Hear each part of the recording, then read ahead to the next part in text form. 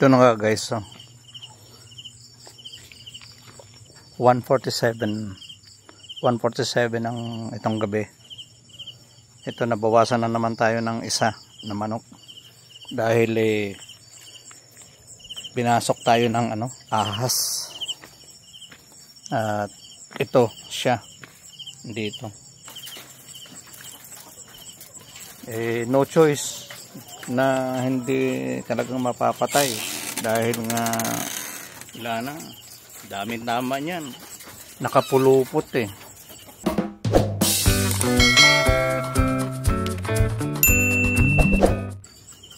At unfortunately guys, yan na nga,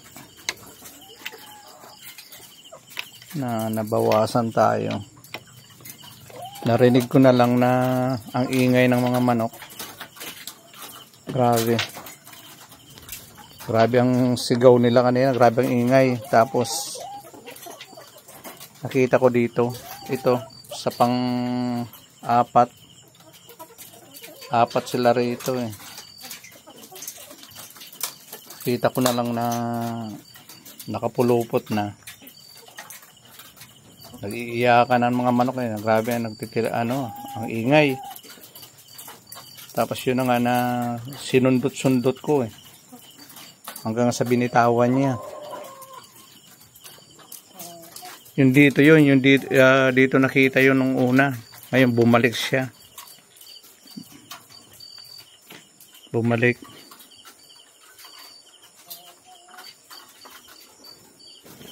Kasi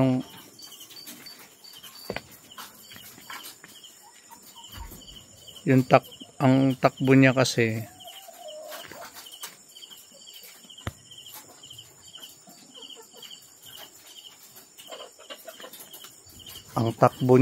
papunta rito, so it means na dito siya dumaan.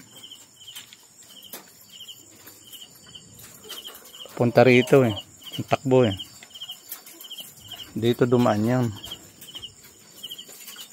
O saan lang dito, kasi kung di yun dumaan sa kabila, yun mga sisiw, so dito dumaan sa may gilid. Dito yun na dito nakita yun nung una talagang ganun dahil bundok tayo. Kaso kawawa itong mga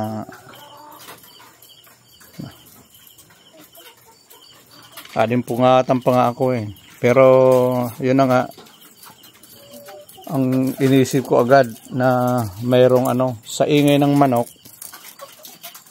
Alam ko na agad na mayroong kakaiba kasi iba yung ingay nila hindi putak kundi ingay. Kaya talagang yun na nasa isip ko. Kaya bago ako bumaba ay inanong ko agad ng may dala kong itak bago ako bumaba. Dahil alam ko na mayroong nakakaiba. Yung ingay nila nakakaiba. So yun nga, dali-dali akong bumaba Pagsilip ko dun sa likod, wala Tapos biglang yung umaano pa, parang umiiyak pa yung isang manok. So pagpunta ko rito, dito ko nakita talagang nakapulupot na. So sinundot-sundot ko sinundot ko ng itak hanggang sa na siya, binitawan niya. Kasong talagang too late na para ma-survive yung manok dahil wala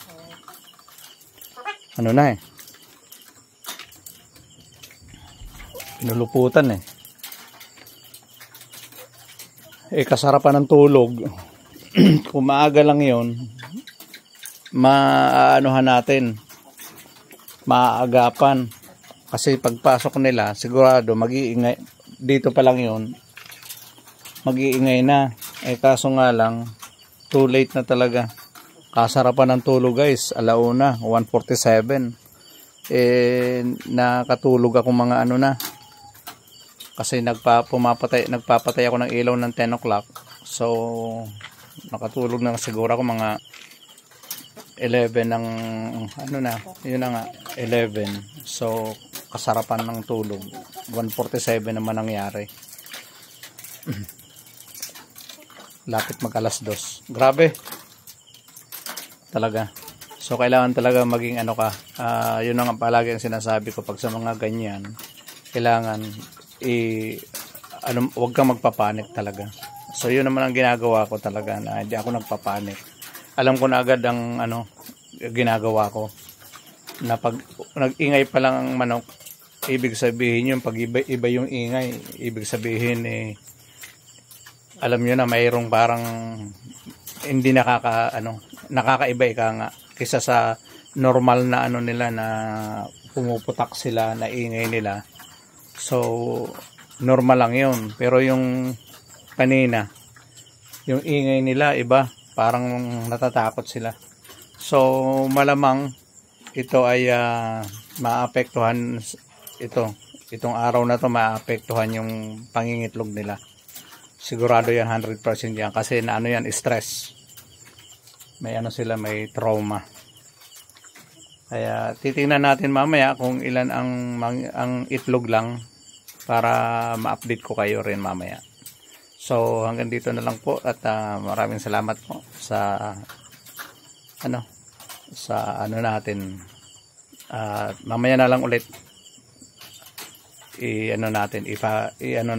Titingnan natin kung ilan ang ma-harvest natin. Kasi kahapon, ang na-harvest natin ay 5 tray at 19. So, kulang tayo ng 11. Samantala, nung nakarang araw, ay kulang-kulang sa 6. Siguro 2 na lang para mag-6. So, hindi naman talaga pare-pareho yung na-harvest natin, guys. Okay. Ngayon ay 2:10 na ng umaga. Ilang meter to? Straight mo nga.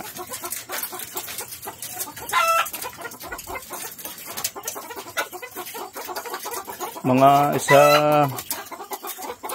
1, wag na, patay na yan. 1, 2, 3, 4, 5. Ito guys, anong oras ngayon? Anong oras diyan? Ha? 2:00 ng umaga. Ito. May yung manok namin. Nakita ko na lang pinupuluputan.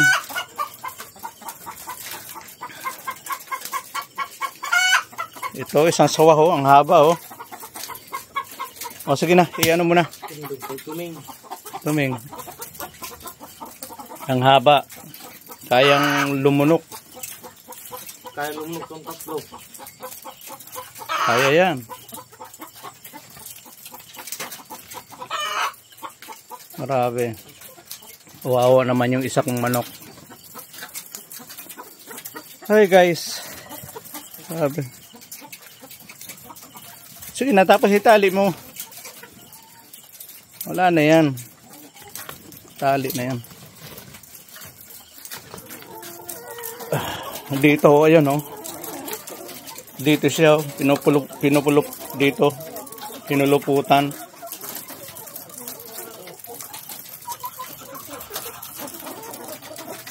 Nakaakyat na.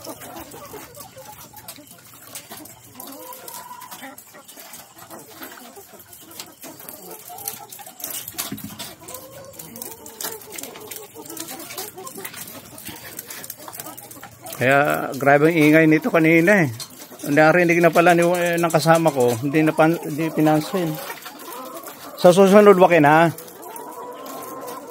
Pag may narinig mo gisingin mo ako. Gisingin mo ako. Pag alam mong nakakaiba yung mga kasi maiiwasan yon kung yung ingay pa lang nila, ibig sabihin parating pa lang, hindi yung kasi yung nakapulupot na eh. Ito guys, so Yung pag-alis mo, taud-taud pa. alin? Taud-taud. Anong pag-alis? Pag-alis mo, narinig ko ngayong kuwang. Anong pag... Ano nang dito? Ha? Pag-ingay. Ano? Nung umalis ka, Anong umalis? punta dito. Oh. Mabuti na, kita mo agad. Oo, hinahanap ko eh. Eh dito sumisigaw. Kaya sinundot ko muna. Sinundot ko siya. Dito, pinagtutusok ko. Saka binitawan niya. Sinusundot ko siya eh. Ginanong ko ng kutsilyo eh. Kaya nga nung narinig ko na nag-iingay, iba na yung ano ko. Iba yung ingay niya eh, ng mga manok eh. Sumisigaw eh. Kaya sa susunod, gano'n anuhin mo. Alam mo, pag alanganin na gabi, hating gabi, na umag-ingay sila. Kasi nasa labas ka eh. Mas maririnig mo dyan lalo eh. Dahil nasa labas ka, ako nasa kulob ako eh. Para maiwasan natin. Anuhin mo na agad.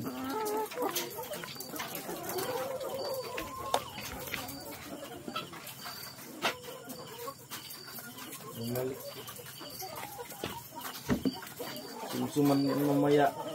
Ha? Sumsuman. Tuba, istirtsahan.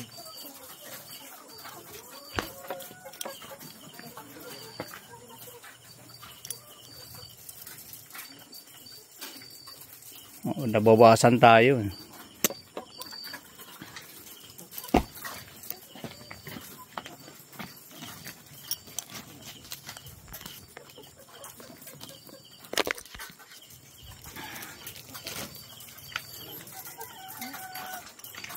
Iba ang ramdam ko nung pag-iyak niya eh.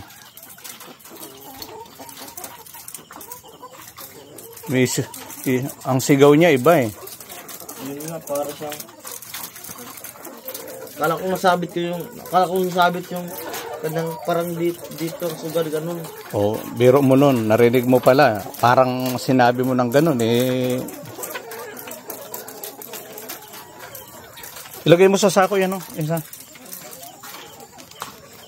Kawawa naman. Ang gigil ako eh. Sa... Ano niya? Sana kaya ito na...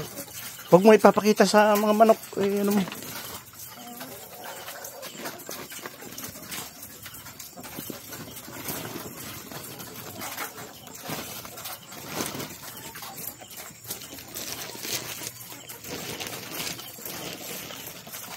Wawa. Tapos walasan mga pakiwalis mo itong ano, tanggalin mo itong balahibo.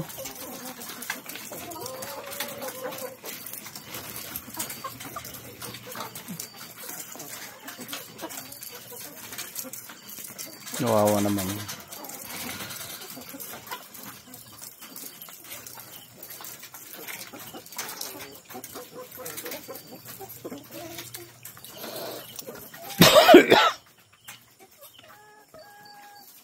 Kaya sumaantay.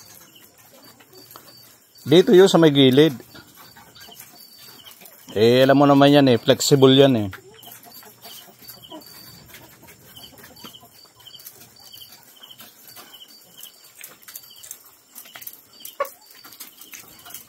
Tanggalin mo yan dyan. Sa may pinto. Alisin mo to. Pag-separate mo. Itong isa doon mo ilagay.